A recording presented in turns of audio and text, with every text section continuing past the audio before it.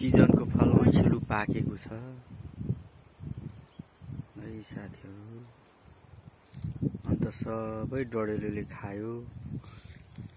बनाङ्गै छ यी काफल गुरु यस्तो छ, डढेलोले सबै जङ्गल खायो। अरु ऐँसुलुको झाङ डढेला परेर यस्तो भयो।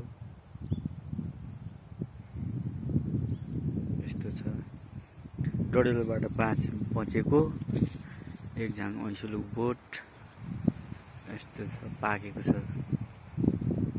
ल साथी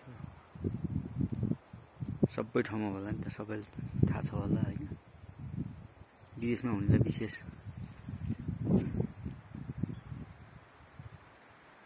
रहर लाग्दो हो।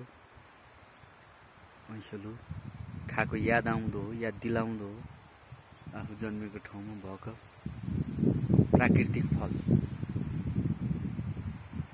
जो यो मान्छेले कसैले पनि रोपेको होइन। प्रकृतिमा आफसे आफ हुर्की बढी उम्री आफैले अनुकूल वातावरण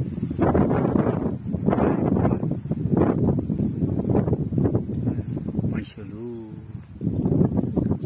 काफल पाक्यो, ऐँसुलु पाक्यो।